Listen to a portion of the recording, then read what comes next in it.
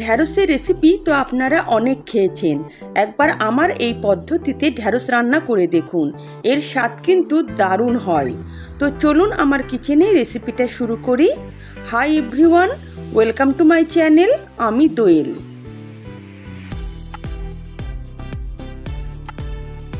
সবার প্রথমে আমি 500 গ্রাম ঢ্যাঁড়স নিয়ে নিয়েছি এবং এটাকে ভালো করে আমি 2-3 বার জল দিয়ে ধুয়ে নিয়েছি। এখন আমি একটা ছুরির সাহায্যে, আপনারা চাইলে বটি দিয়েও করে নিতে পারেন, ঢ্যাঁড়সের দুপাশটা ভালো করে আমি কেটে নেব।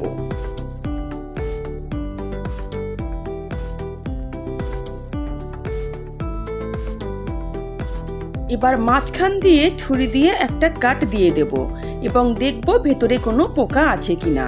এভাবে আমি সব ঢ্যাঁড়সগুলোকে কেটে নেব। আর হ্যাঁ, ঢ্যাঁড়সগুলোকে কিন্তু আমি গোটা গোটাই রাখবো, মাঝখান থেকে কিন্তু 2 টুকরো করব না। তার জন্যই কিন্তু আমি একটু ছোট সাইজের ঢ্যাঁড়স এখানে ব্যবহার করছি। তাহলে সব ঢ্যাঁড়সগুলোকে আমি এভাবে কেটে নেব।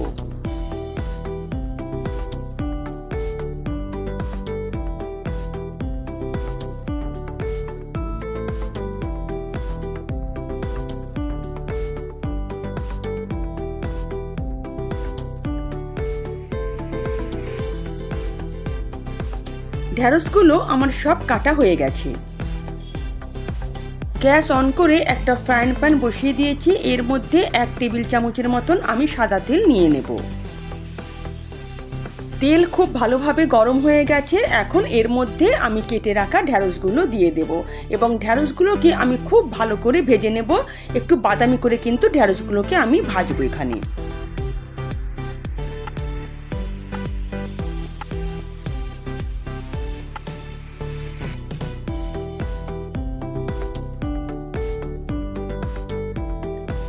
ঢ্যাঁড়সগুলো খুব সুন্দর বাদামি করে কিন্তু ভাজা হয়ে গেছে। দেখুন, ঢ্যাঁড়সের গায়ে কিন্তু হালকা বাদামি রং ধরেছে। এই সময় আমি কিন্তু গ্যাসের ফ্লেম বন্ধ করে দেব। ঢ্যাঁড়স ভাজাগুলোকে আমি একটা অন্য পাত্রে তুলে নেব।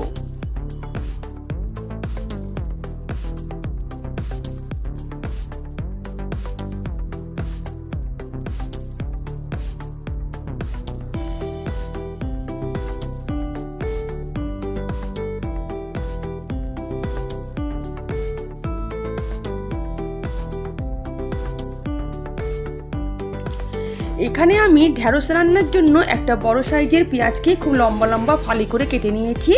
আর নিয়েছি 3টে কাঁচা লঙ্কা, 1 চামচের মতন কালো সর্ষে আর 1 টুকরো আদা। এখানে আমি সর্ষে, আদা আর কাঁচা লঙ্কাটাকে কিন্তু একসঙ্গে বেটে নেব। আদা, কাঁচা লঙ্কা আর সর্ষে বাটাটা আমি কিন্তু বেটে নিয়েছি। এবার আমি রান্নাটা শুরু করব। আবারও গ্যাস অন করে দিলাম এবং যে ফ্রাইং প্যানে আমি ঢ্যাঁড়সটা ভেজেছিলাম সেই ফ্রাইং প্যানেই কিন্তু আমি রান্নাটা করব। তাই এখানে আমি 1 টেবিল চামচের মতন সাদা তেল দিয়ে দিলাম। তেল গরম হয়ে এলে আমি কেটে রাখা পেঁয়াজটা দিয়ে দেব এবং পেঁয়াজটাকে আমি হালকা গোলাপি করে ভেজে নেব।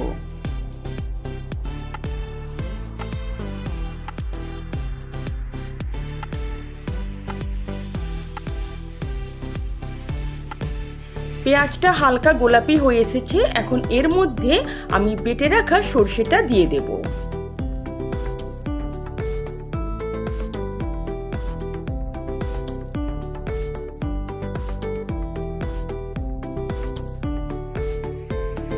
যে বাটিতে সর্ষে ছিল সেই বাটিটা ধুয়ে আমি একটু জলও এর মধ্যে দিয়ে দেব।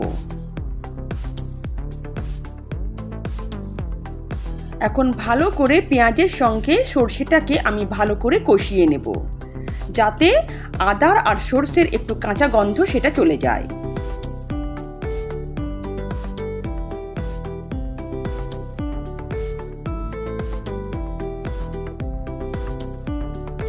সর্ষের কাঁচা গন্ধটা চলে গেছে। এখন এর মধ্যে আমি কিছু শুকনো মশলা অ্যাড করে দেব।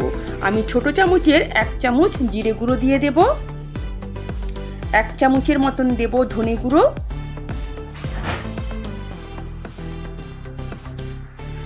ছোট চামচের 1 চামচ হলুদ গুঁড়ো আর 1 চামচ কাশ্মীরি রেড চিলি পাউডার। এই কাশ্মীরি রেড চিলি পাউডারটা আমি দিলাম শুধুমাত্র রঙের জন্য, কারণ রান্নাটা কিন্তু আমি কাঁচা লঙ্কায় করছি। মশলাগুলো দিয়ে ভালো করে পেঁয়াজের সঙ্গে কষাতে হবে, ততক্ষণ কষাতে হবে যতক্ষণ না মশলা থেকে তেল আলাদা হয়ে আসে।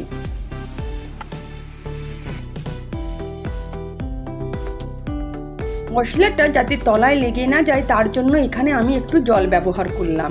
এবার ভালো করে আমি এটাকে কষাতে থাকবো যতক্ষণ না মশলা থেকে তেল আলাদা হয়ে যায়।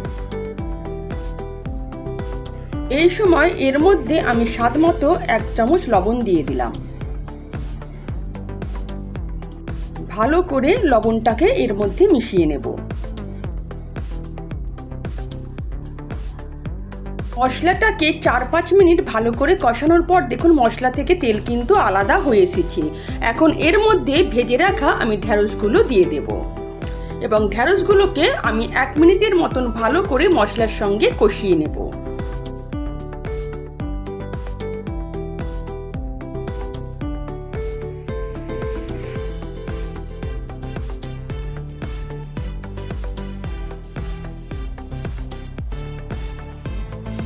ঢ্যাঁড়সটাকে কিছুক্ষণ কষিয়ে নেওয়ার পর এর মধ্যে আমি 1/2 গ্লাসের মতন জল দিয়ে দেব। এখানে কিন্তু বেশি জল দেওয়ার দরকার নেই, এই রান্নাটা কিন্তু মাখা মাখা হবে। ঝোল ঝোল হলে কিন্তু রান্নাটা খেতে ততটা ভালো লাগবে না। এবার ভালো করে হাতা দিয়ে নাড়িয়ে আমি কিন্তু এটাকে ফুটতে দেব, আর ফুটতে দেব আমি 3 মিনিটের মতন, যাতে ঢ্যাঁড়সগুলো আরও একটু সফট হয়ে যায়। এর মধ্যে আমি চা চামচের 1 চামচের মতন চিনি দিয়ে দেব। এই রান্নাটা কিন্তু একটু মিষ্টি মিষ্টি হয়, তাহলে কিন্তু খেতে দারুণ লাগে। কিন্তু আপনারা যদি কেউ মিষ্টি না দিতে চান সেখানে মিষ্টিটা আপনারা স্কিপ করতেও পারেন। এবার ভালো করে এটাকে আমি ফুটতে দেব। ঢ্যাঁড়সটা এবারে ফুটে উঠেছে এবং দেখুন ঝোলটাও কিন্তু অনেকটা কমে এসেছে। 3 মিনিটের মতন এভাবে ফুটিয়ে নেওয়ার পর আমি কিন্তু গ্যাসের ফ্লেম বন্ধ করে দেব। রেডি হয়ে গেছে আমার দারুণ স্বাদের সরষে ঢ্যাঁড়স। এটা আপনারা ভাত, রুটি, পরোটা সবের সঙ্গে খেতে পারেন, খেতে কিন্তু দারুণ লাগে। যদি আমার রেসিপি আপনাদের ভালো লেগে থাকে তো প্লিজ আমার চ্যানেলকে সাবস্ক্রাইব করবেন আর পাশে থাকা বেল আইকনও প্রেস করবেন, যাতে নিত্য নতুন রান্নার নোটিফিকেশন সবার আগে আপনাদের কাছে পৌঁছে যায়।